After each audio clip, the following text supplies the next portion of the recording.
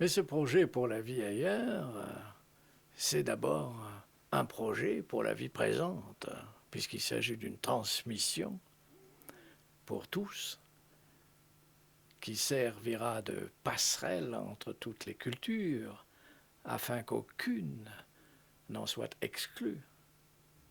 Si j'ai bien entendu, votre projet que vous avez appelé fonds d'archives, c'est donc constituer des archives de la culture de tous les peuples.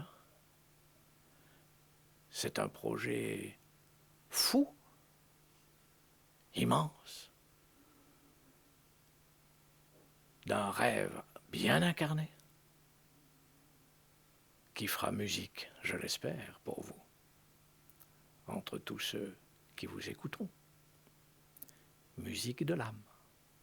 Je participe à ces fonds d'archives tout simplement parce que je me sens aujourd'hui, après avoir accumulé cette langue sur les chemins, une femme qui est un pont entre culture et langue. Et donc, en croyant bien que les gens ne sont guère que la maison de mots, et ayant vécu mes premières années dans un pays laboratoire des langues, c'est tout à fait naturel et légitime. Ce qui m'a motivé d'abord, c'est que j'ai trouvé que c'était un beau projet et j'avais envie de participer, de mettre ma petite graine et qu'elle pousse, voilà, que ça fasse des arbres, voire une forêt. Voilà, c'est un projet déjà sur le long terme, pour les générations à venir, pour notre génération maintenant, et voire pour les générations à venir. Et un projet qui est pour le moment petit, qui naît ici, dans un tout petit lieu, et qui va grandir, je l'espère, et qui, je pense, va grandir et va s'enrichir de toutes les cultures et toutes les langues. Et, voilà. Je participe à ce projet parce que j'ai vraiment envie de faire germer des textes qui sont peut-être un peu oubliés, des contes, des mythes, des légendes, parce que c'est tellement chouette, tellement magnifique de laisser vivre ces contes et les faire entendre. La vie ailleurs. Deux mots extraordinairement, il y en a un troisième là, mais on va la laisser, c'est une note de musique, on la laisse de côté. Vie et ailleurs. C'est très inspirant. Au fond, c'est certainement l'essentiel. La vie, c'est toujours ici et maintenant, ça c'est sûr. On est quelque part ici. C'est un beau moment, c'est le début de la vie. Mais après, la vie, c'est toujours ailleurs. Et ici et ailleurs, qui se conjuguent. Et peut-être aujourd'hui plus que hier, donc maintenant, ce mot ailleurs est essentiel. Nous sommes des enfants de la planète, plus que du monde, de l'univers. Mais ça veut dire les ailleurs, ça doit nous habiter toujours. Il n'y a pas d'imaginaire sans ailleurs. Il n'y a pas de culture croisée qui se retrouve et qui se différencie, d'enrichissement les uns les autres sans les ailleurs. Vraiment, ici et ailleurs, c'est un des plus beaux couples. C'est ça, c'est les mots, la parole. Les écrits ont valeur à un moment parce qu'ils passent par la parole. Parce que c'est de la circulation. C'est vif, ça part dans l'air, on ne sait pas où ça va. Ça va dans des trucs qui s'appellent les oreilles, comme ces coquillages ormeaux merveilleux, etc., qui écoutent au fond de la mer. Les paroles, c'est l'essentiel. Il faut retenir les mots des hommes sur la terre. Ça, il y a un temps pour tout. Et il y a certains qui trouvent le temps, que c'est le temps essentiel. Si on peut utiliser ces moyens pour partager les valeurs qui font qu'on soit homme avec H majuscule, les valeurs qui font qu'on arrive à se comprendre, qu'on arrive à enlever les barrières, les différences.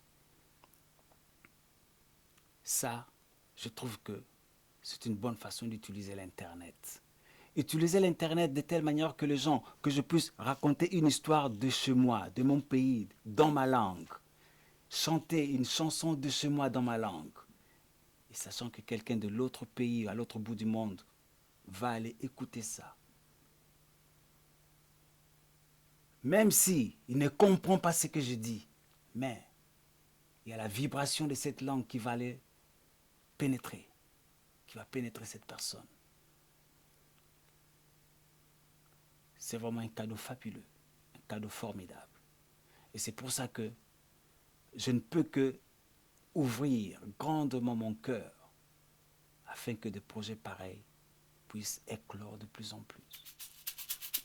Ompeve wisa do wisa watu sadisa. Ompeve wisa do wisa watu sadisa.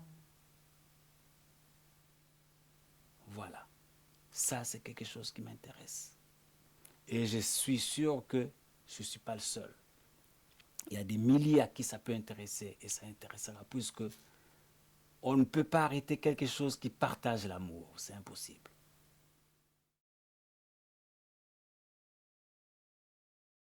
J'ai une sorte de fond d'archives personnel, mais je trouve important que la mémoire, que les histoires puissent être partagées. C'est ce pourquoi je raconte toujours ailleurs, pensant qu'il y a une vie ailleurs et que les histoires ont voyagé avant moi, que les histoires voyagent avec moi et qu'on puisse les retrouver d'une langue à l'autre, d'un continent à l'autre. Je ne souhaite pas m'enfermer dans une culture particulière, mais chaque fois que je cherche des contes, des légendes, des mythes, je cherche à apprendre le monde à travers cette recherche d'une mémoire qui est bien plus grande que la mienne. Et chaque fois, je cherche à savoir d'où viennent les histoires que je peux trouver dans les livres, des histoires que je peux trouver sur Internet, mais des histoires qui souvent n'ont pas de source. Et je pense qu'il est très important de redonner aux histoires leur histoire. Et cette histoire, elle passe par ceux qui les racontent. Et aujourd'hui, aux quatre coins de la planète, on continue et on continuera à raconter. Et les histoires sont comme des personnes. Elles ont besoin d'être accompagnées, elles ont besoin d'être écoutées, elles ont besoin d'être aimées. J'ai décidé de faire partie de ce travail passionnant d'archives, de contes du monde entier, parce que je pense que la mémoire, c'est ce qui éclaire le futur. C'est aussi stupide que ça à dire, mais simple, mais c'est ça. Et je pense que toutes ces langues qui s'entrechoquent, c'est une richesse infinie et que ça serait trop dommage de les laisser disparaître. Parce que de toute façon, si c'est pas nous, c'est des gens plus tard qui feront ces mêmes recherches, parce que c'est trop intéressant. Et c'est émouvant en plus.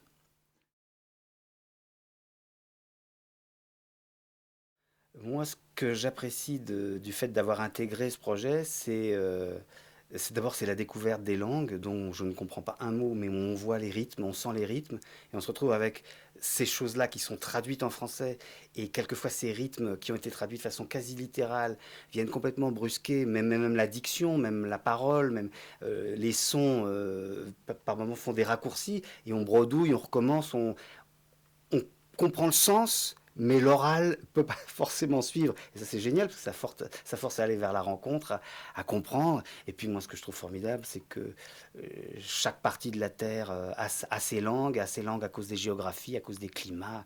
Et ça, c'est fabuleux.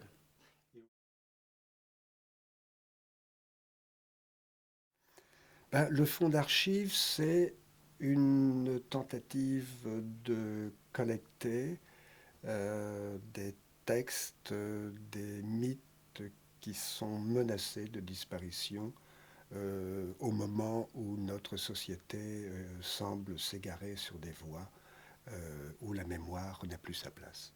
J'ai passé de longues années à la Bibliothèque nationale à consulter des ouvrages qui étaient recouverts de poussière et tout à coup avoir une opportunité de leur donner vie grâce à l'audiovisuel, grâce à Internet, grâce à votre initiative, pour moi, c'est quelque chose de tout à fait formidable.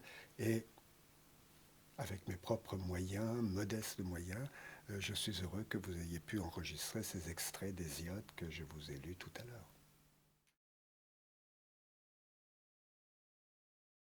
J'ai dit oui parce que j'avais vraiment envie de faire l'expérience, de pouvoir prononcer comme les Grecs anciens ou comme les Latins, ou prononcer en chinois et puis entendre prononcer d'autres langues. Et en sachant qu'en plus, il y a des langues qui disparaissent, des langues qui sont menacées. Et moi, j'aime bien ce qu'on fait, on les fait vivre d'une certaine manière, le temps d'un poème, d'un conte, d'une histoire. Et puis, autre chose, moi, ma passion, c'est l'homme, c'est l'humain, n'importe où, n'importe comment. Et toutes les histoires, elles parlent toujours de la même chose, quoi. Elles parlent de la personne, des humains, qu'ils soient en Afrique, en Asie ou en Amérique du Sud. C'est quelque part, c'est toujours les mêmes, un peu dans leur variation et tout, mais en tout cas, c'est toujours une manière de les rencontrer, de les connaître. Et donc, ça m'intéressait et de participer, parce que je voudrais laisser aussi mon empreinte, mais aussi d'entendre. Donc, c'est pour ça que dès le début, on a commencé à enregistrer tous ensemble, à entendre plein de langues différentes. Et, et donc voilà, donc aujourd'hui, j'ai la possibilité de m'impliquer dans l'association même pour participer au choix des textes et un peu de supervision des textes, et c'est ce que je vais faire. Les écrits, c'est merveilleux, mais ce que des livres le long des murs. Si à un moment les gens les chantent pas, les parlent pas, les rêvent pas à haute voix, il manque quelque chose. C'est évident. Donc merci, faites-le ici, maintenant, ailleurs et partout.